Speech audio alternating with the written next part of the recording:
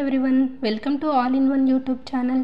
ఈరోజు మనం తెలంగాణ గ్రూప్కి సంబంధించిన ప్రీవియస్ పేపర్ గురించి అయితే తెలుసుకుందాం. మరి గ్రూప్ 2లో మనకి మొత్తం ఎన్ని పేపర్స్ ఉంటాయి? చాలామందికి ఇది డౌట్ ఉంది కదా. మనకైతే మొత్తం 4 పేపర్స్ ఉంటాయి. ఫస్ట్ పేపర్ అయితే మనకి జిఎస్ ఉంటుంది. Next second paper history, polity and society ఉంటుంది. అండ్ థర్డ్ పేపర్లో అయితే ఎకానమీ అండ్ ఫోర్త్ పేపర్లో తెలంగాణ మూమెంట్ గురించి అయితే అడుగుతారు. ఇలా మొత్తం మనకి 4 పేపర్స్ అయితే ఉంటాయి. ఇప్పుడు మనం ఫస్ట్ పేపర్ గురించి అయితే తెలుసుకుందాం. సో ఫస్ట్ క్వశ్చన్ ఒకసారి అబ్జర్వ్ చేయండి. ఇక్కడ ఏమని అడిగారంటే కొత్త వంతెన పుస్తక రచయిత ఎవరు అని అడిగారు. ఆప్షన్స్ అల్లం నారాయణ, సుంకిరెడ్డి నారాయణ రెడ్డి, కె శ్రీనివాస్, సంగిశెట్టి శ్రీనివాస్ అనేది ఇచ్చారు. కరెక్ట్ ఆన్సర్ అయితే K Srinivas.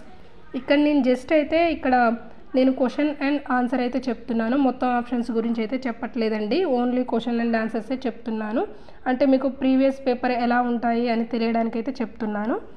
So next question, ఈ కింది వారిలో ఎవరు నిజాం కాలంలో నల్గొండ నుండి నీలగిరి పత్రికను ప్రచురించారు అని అంటే ఆన్సర్ అయితే శబ్నవీస్ వెంకటరామ నరసింహారావు.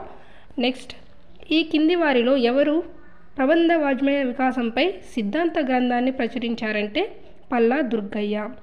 అండ్ సురవరం ప్రతాపరెడ్డి తన చారిత్రాత్మక గోల్కొండ కవుల సంచికను ఏ సంవత్సరంలో ప్రచురించారంటే 1934. నెక్స్ట్, భారతదేశంలో ప్రప్రథమంగా ఎలక్ట్రానిక్ న్యాయస్థానాన్ని ఏ హైకోర్టులో ప్రారంభించారంటే ఆంధ్రప్రదేశ్, అలానే తెలంగాణ. సిక్స్త్ క్వశ్చన్, ఇత్తడి కళాఖండాలకు పేరొందిన తెలంగాణలోని ఏ ప్రాంతంలో మెటల్ క్లస్టర్ను ఏర్పాటు చేయడానికి కేంద్ర ప్రభుత్వం నిధులు మంజూరు చేసింది అంటే పెంబర్తి. సెవెంత్ క్వశ్చన్, మాజీ ప్రధాని పివి నరసింహారావు జీవితంపై ఇటీవల విడుదలైన ఆఫ్ లయన్ పుస్తక రచయిత ఎవరు అనంటే వినయ్ సీతాపతి. నెక్స్ట్, తెలంగాణ సాంప్రదాయ వంటకం ఉప్పుడు పిండి అని దేనిని పోలి ఉంటుంది అంటే ఉప్మా. నెక్స్ట్, నైన్త్ క్వశ్చన్, తెలంగాణలో ప్రసిద్ధమైన పిండి వంటకాల్లో ఒకటైన సకినాలు తయారీలో బియ్యం పిండితో పాటు ఈ క్రింది వాటిలో దేనిని ఉపయోగిస్తారు అని అంటే నువ్వులు. నెక్స్ట్, ఈ మధ్య కాలంలో తెలంగాణ ప్రభుత్వం చందాల కేశవదాసు 140వ జన్మదినాన్ని జరుపుకుంది అంటే మొదటి తెలుగు సినిమా గేయ రచయిత అన్నమాట ఆన్సర్. నెక్స్ట్, బెజవాడ విలన్స్కు రామన్ మెగసెసే అవార్డ్ ఈ కింది రంగంలో చేసిన కృషికి లభించింది అంటే దేనికంటే చేతుల ద్వారా మనుషుల మల విసర్జనను శుభ్రం చేసే ప్రక్రియను అంతమొందించడం. Next, global gender gap report 2015 భారతదేశానికి ఈ కింది అంశంలో అధిక స్థానాన్ని ఇచ్చింది ఏంటి అని అంటే పనిలో భాగస్వామ్యం.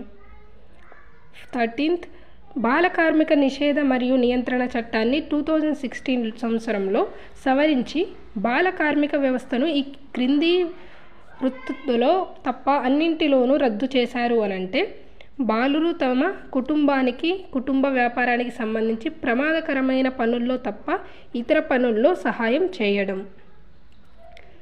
21వ భారత లా కమిషన్ అధ్యక్షులు ఎవరు అనంటే justice BS Chauhan.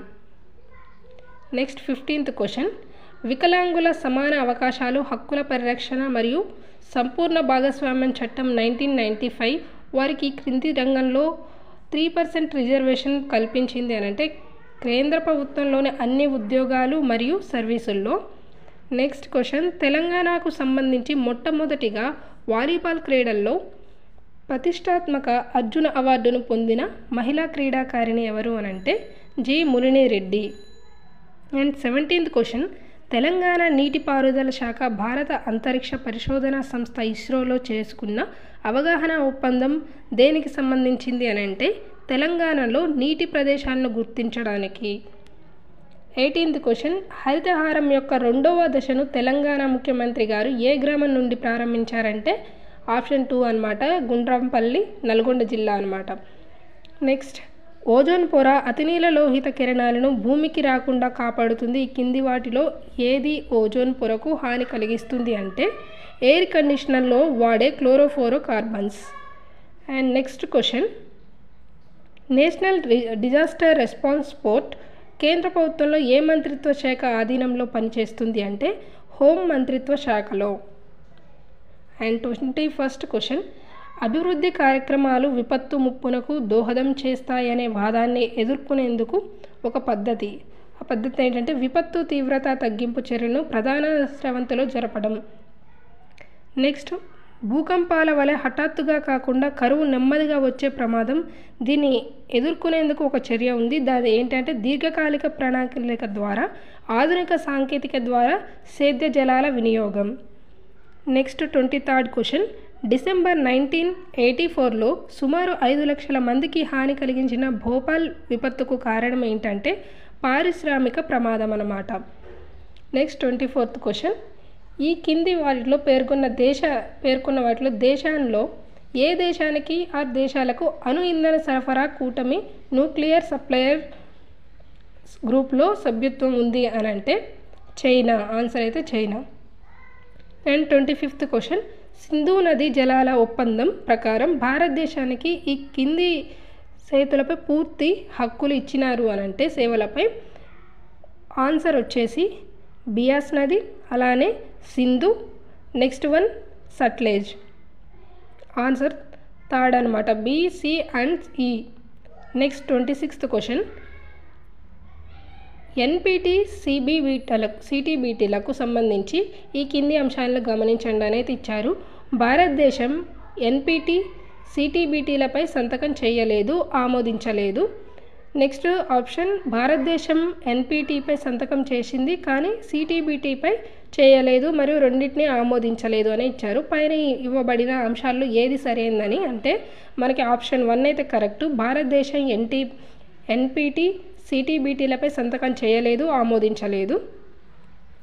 Next 27 question, Bharat మరియు మయన్మార్ల సంయుక్త కాందన్ మోడల్ ట్రాన్సిట్ ప్రాజెక్ట్లో ఈ కింది వాటిలో ఏ రవాణా సౌకర్యాలు ఉన్నాయి అని అంటే రోడ్డు, అలానే నౌకాయానం, అంతరత నీటి రవాణా అనమాట. ఆన్సర్ వచ్చేసి second option ACD.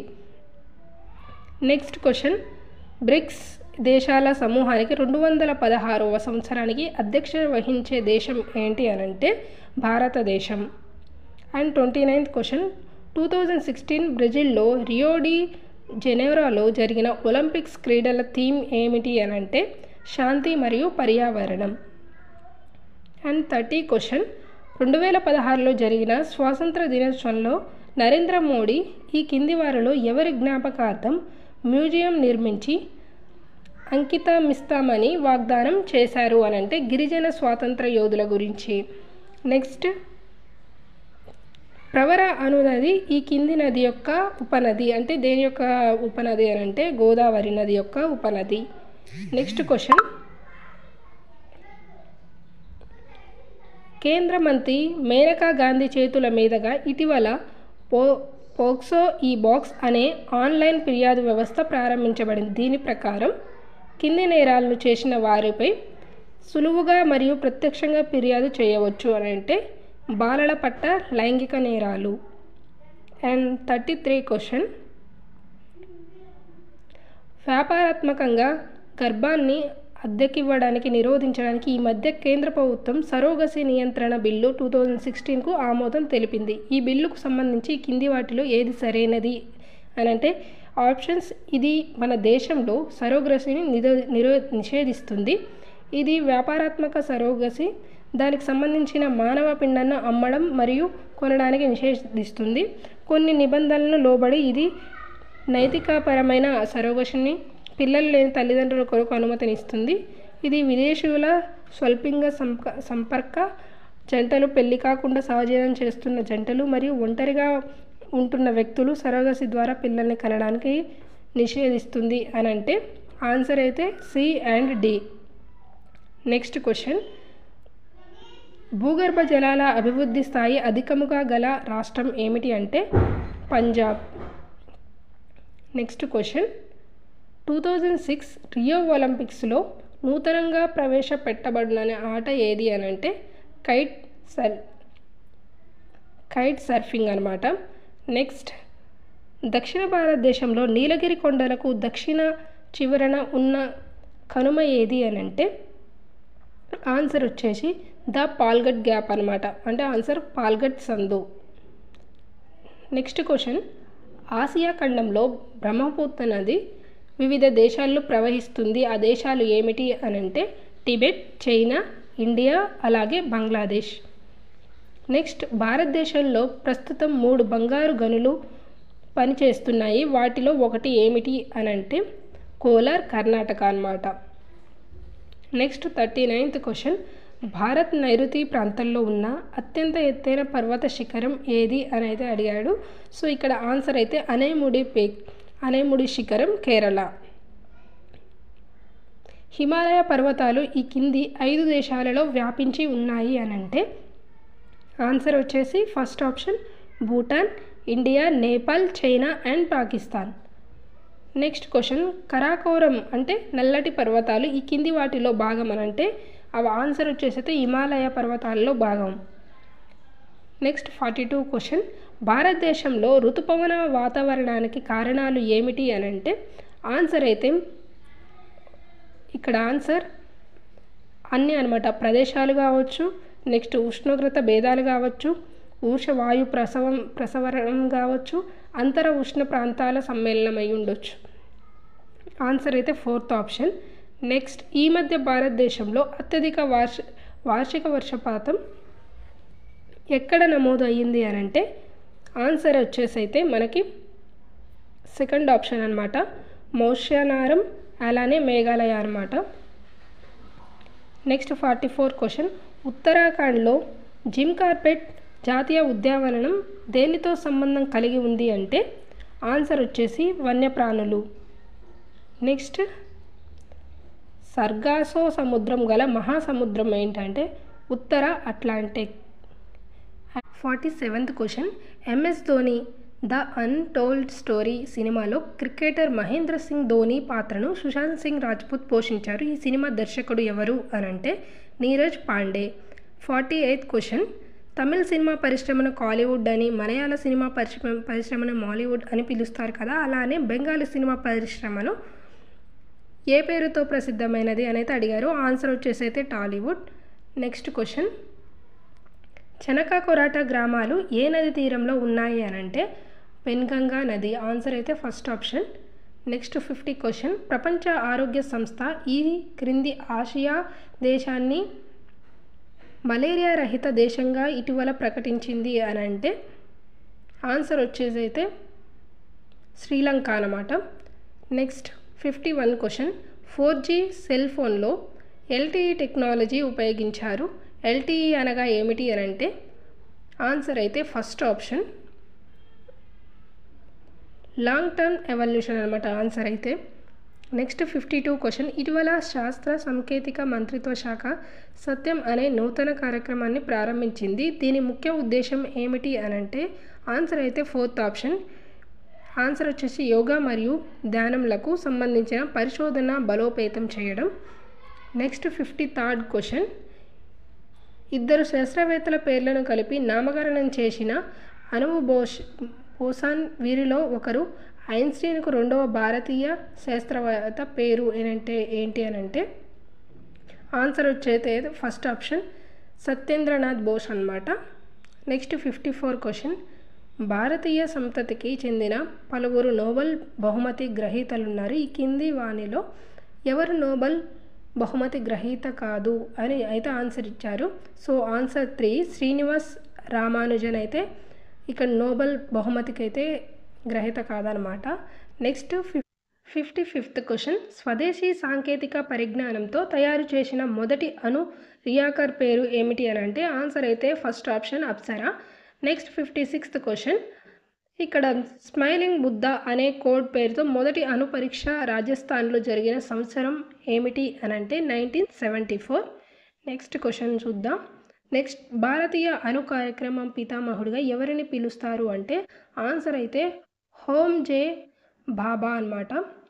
Next 58th question, Russia సహకారంతో 2002లో మొదలుపెట్టి జూలై 2016లో భారత ప్రధాని మరియు రష్యా దేశ అధ్యక్షునిచే జాతికి అంకితం చేయబడిన అణుశక్తి తయారీ ప్లాంట్ ఎక్కడ ఉంది అని అంటే ఆన్సర్ అయితే సెకండ్ ఆప్షన్ కుడంకులం తమిళనాడు అనమాట. ఆన్సర్ అయితే second option. Next 59th question. అణు రియాక్టర్లలో ఉపయోగించే భారజలాన్ని తయారు చేసే ప్లాంట్ తెలంగాణలో ఎక్కడ ఉంది అని అంటే మనుగూరులో ఉంది. And 16th question.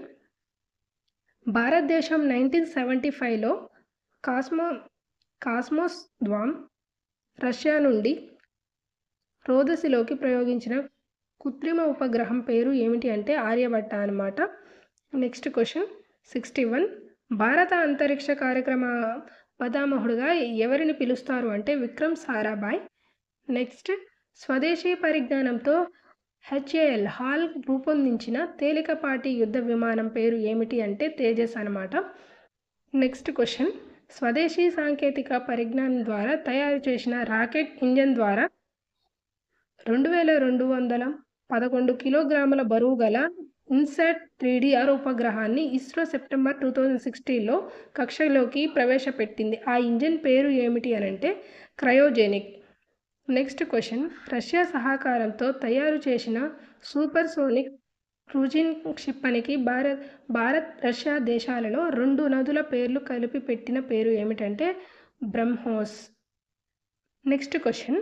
2006 సంవత్సరంలో నాసా ప్రయోగించిన అంతరిక్ష నౌకలో 195 రోజులు గడిపిన రికార్డు సృష్టించిన భారత్ సంతతికి చెందిన మహిళ ఎవరు అంటే Sunita Williams. Next question. HIV వ్యాక్సిన్ను సీరం ఇన్స్టిట్యూట్ ఆఫ్ ఇండియా తయారు చేసింది. అది ఎక్కడ ఉంది అంటే పూణేలో. నెక్స్ట్. ఈ మధ్య కాలంలో council for scientific and industries research BGR34 పేరుతో కొత్త ఆయుర్వేద ఔషధాన్ని ప్రవేశపెట్టింది. ఇది దేనికి నియంత్రిస్తుందంటే డయాబెటీస్. Next 68th question. మొదట అధికారిక గుర్తింపు రాకపోయిన సుభాష్ ముఖోపాధ్యాయ 3 అక్టోబర్ 1978న భారతదేశపు మొదటి మరియు ప్రపంచపు రెండవ టెస్ట్ ట్యూబ్ బేబీని సృష్టించారు. ఆ బేబీ పేరు ఏమిటి అని అంటే దుర్గా. Next question. స్వాతంత్రం వచ్చిన తర్వాత ఇండియా వివిధ రంగాల్లో విజయాలు సాధించింది. వీటికి విప్లవాలుగా నామకరణం చేశారు. ఈ కింది వాటిలో విప్లవాలను వాటి సంబంధిత రంగాల్లో జతపరచండి అనేది అడిగారు. ఆప్షన్ వచ్చేది మనకి 4th ఆప్షన్ అనమాట. అంటే వెండి విప్లవం వచ్చేసి గుడ్ల ఉత్పత్తి, అలానే పసుపు పచ్చ విప్లవం వచ్చేసి మనకి నూనె విత్తనాల ఉత్పత్తి, అలాగే నీలి విప్లవం వచ్చేసి ఇక్కడ మత్స్య సంపద అనమాట. నెక్స్ట్ లాస్ట్ ఆప్షన్ గుండ్రటి విప్లవం వచ్చేసి ఆప్షన్ 3 బంగాళాదుంపల ఉత్పత్తి అనమాట. Next 70 question. కింది పట్టిక స్వదేశీ సాంకేతికతో తయారు చేయబడిన క్షిపణులు వాటి లక్ష్యాలను సూచిస్తుంది. క్షిపణితో దాని అనుబంధ లక్ష్యాన్ని జతపరచండి అనేది అడిగారు. దీని ఆన్సర్ వచ్చేసి మనకి 3rd ఆప్షన్. Next question. మనకి ఆలీసాగర్ జింకల పార్కు ఎక్కడ ఉంది, ఉన్న జిల్లా ఏమిటి అని అడిగారు. ఆన్సర్ వచ్చేసి నిజామాబాద్.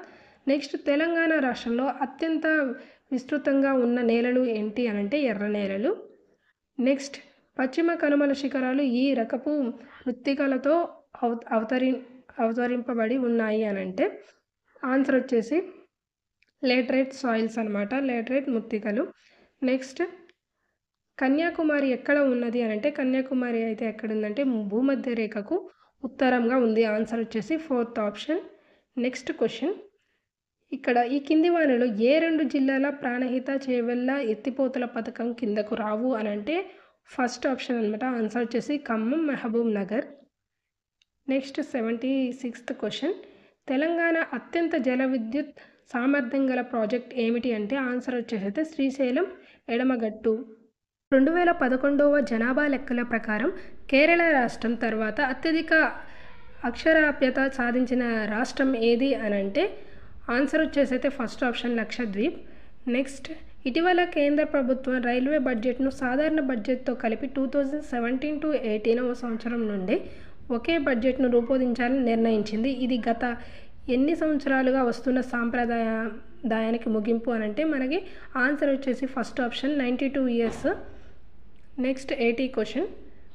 2016 రియో ఒలింపిక్ క్రీడల్లో ముందెప్పుడూ లేనటువంటి రికార్డును నెలకొల్పిన క్రీడాకారులు ఉసేన్ బోల్ట్ యొక్క నిక్ నేమ్ ఏమిటి అని అంటే లైటనింగ్ బోల్ట్ అనమాట. Next 81 question. భారతదేశంలో ఏ రాష్ట్రం నేరస్తుల DNA సూచిక వ్యవస్థను మొట్టమొదట ప్రవేశపెట్టింది అంటే ఆన్సర్ అయితే 2 అన్నమాట, ఆంధ్రప్రదేశ్. ఇటీవల భారతదేశం బరాక్ 8 అనే ఉపరితలం నుండి ఆకాశంలో ఉపయోగించిన క్షిపణిని విజయవంతంగా పరికరించి దీనిని ఏ దేశ సహకారంతో రూపొందించారు అంటే ఆన్సర్ అయితే సెకండ్ ఆప్షన్ ఇజ్రాయెల్. అలానే నెక్స్ట్ క్వశ్చన్, ప్రపంచంలోనే అత్యుత్తమ బాక్సర్గా పేరు పొందిన మహమ్మద్ అలీ ఇటీవల మరణించారు. ఆయన ఏ దేశ జాతీయుడు అని అంటే ఆన్సర్ అయితే USA అనమాట, సెకండ్ ఆప్షన్. నెక్స్ట్ 84 క్వశ్చన్, ఇటీవల నేపాల్ ప్రధానమంత్రిగా ఎన్నిక కాబడిన వారు ఎవరు అని అంటే ఆన్సర్ అయితే సెకండ్ ఆప్షన్ పుష్పకుమార్ దహల్ ప్రచండ. అయితే మనకు జనరల్ స్టడీస్ నుంచి అయితే అడిగారు. ఈ బిట్స్ అయితే తప్పకుండా ఈ రిలేటెడ్ అయితే చూసుకోండి. నెక్స్ట్ అవేర్నెస్ గురించి అయితే అడిగారు ఈ బిట్స్. ఇవైతే నేను నెక్స్ట్ వీడియోలో చేస్తాను. వీడియో కనుక నచ్చినట్టయితే తప్పకుండా లైక్ చేయండి, అలాగనే సబ్స్క్రైబ్ చేసుకోండి. Thank you.